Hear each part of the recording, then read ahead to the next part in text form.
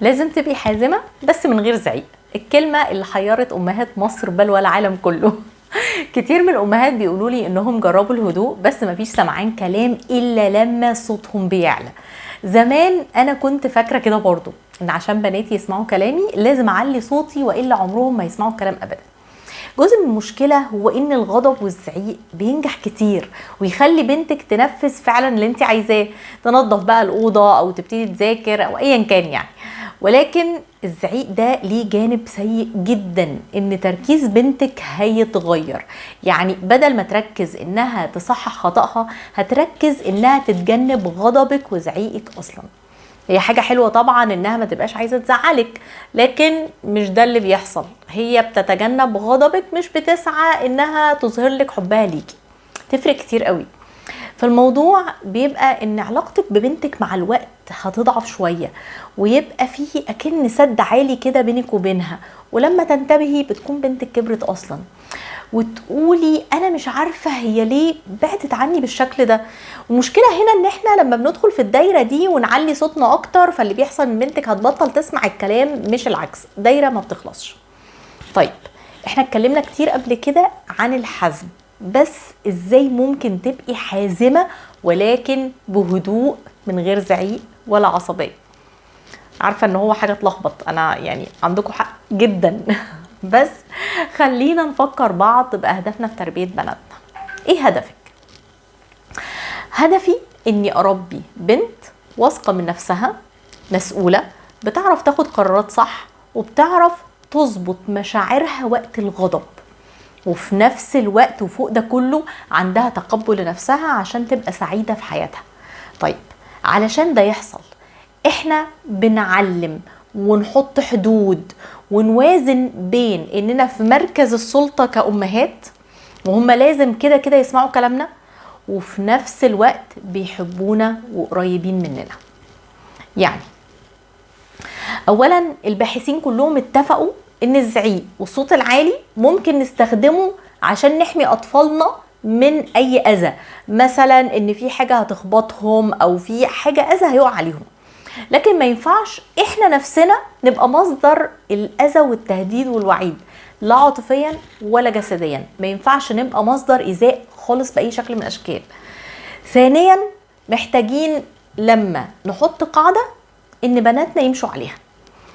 علشان ده يحصل محتاجين نبقى حازمين، الكلمة اللي احنا عمالين نرددها. طيب علشان تبقي حازمة وكلامك مسموع محتاجة تستخدمي نبرة صوتك بطريقة thoughtful، يعني تفكري الأول قبل ما تزعقي.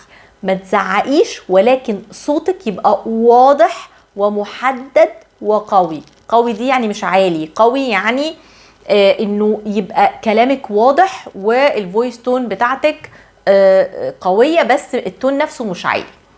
محتاجة تشوفي نفسك من جواكي، هل انت قادرة دلوقتي حالا تتحكمي في غضبك؟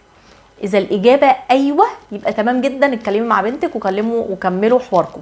واذا الاجابة لا يبقى انسحبي من الحوار مؤقتا لمدة 5 أو 10 دقايق وبعدين ارجعوا اتكلموا تاني، مفيش اي مشكلة خالص. طيب الحاجة كمان المهمة اللي هي في لحظة المشكلة انت محتاجة تتكلمي اقل، يعني بلاش محاضرات كتير، انت محتاجة انك تطلبي اللي انت عايزاه باقل عدد من الكلمات وبأوضح شكل، ويبقى الطلب بسيط جدا عشان هما مخهم ما بيستوعبش اوردرز كتير او طلبات كتير او اوامر كتير. يعني شيلي هدومك من على الارض وحطيهم في الغسالة، خلاص طلب واضح ومحدد. رتبي مكتبك مش اوضتك، ما نقولش اوضتك، الاوضه دي حاجه هلاميه مش عارفينها، مكتبك بس. كمان حاجه انك محتاجه توصفي الحقائق، بلاش تشرحيها. يعني بلاش تشرحي فوائد انها تسمع كلام وقد ايه هي متعبه لو ما بتسمعش الكلام وازاي البر بيحصل وكذا وكذا، ده بيعقد الامور قوي وما بيسهلهاش. ارجوكي وفري طاقتك وجهدك. استخدمي ما يسمى بالاي ستيتمنت، يعني ابدأي جملتك بأنا وما توجهيش اللوم باستخدام انتي. دونت بوينت اوت. ليه ده مهم؟ علشان ما تلوميهاش فمخها يقفل وما تسمعش اصلا اللي انتي بتقولي عليه، ومن ناحية تانية عشان يبقى واضح ان انتي نفسك بتتحكمي في اعصابك وردود افعالك، فبنتك ما تحتاجش انها تنتقدك او تهاجمك. طيب نيجي بقى لفقرة الأمثلة اللي انتوا بتحبوها قوي. طيب الزعيق، ازاي بتزعقي؟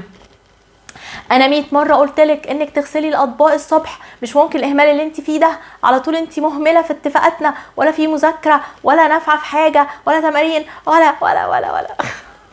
ده الزعيق والتهزيق. طيب نقول الكلام ده ازاي بشكل حازم. انا لما رحت المطبخ وكنت عايزه ابدا في الطبيخ، فلقيت ان الاطباق كلها مش نظيفه، فحسيت بالاحباط الشديد جدا. عشان كده انا مش هقدر اطبخ في الميعاد وهتاخر. ممكن تقفي عند الجمله دي تشوفي بقى هي هترد عليكي تقولك ايه، وممكن جدا تكملي وتقولي ممكن لو سمحتي تغسليهم زي ما اتفقنا. فالطريقه اللي انت بتتكلمي بيها والحزم يفرق كتير قوي عن الزعيق والتهزيق. الوضوح مهم جدا جدا في تربيه بناتنا.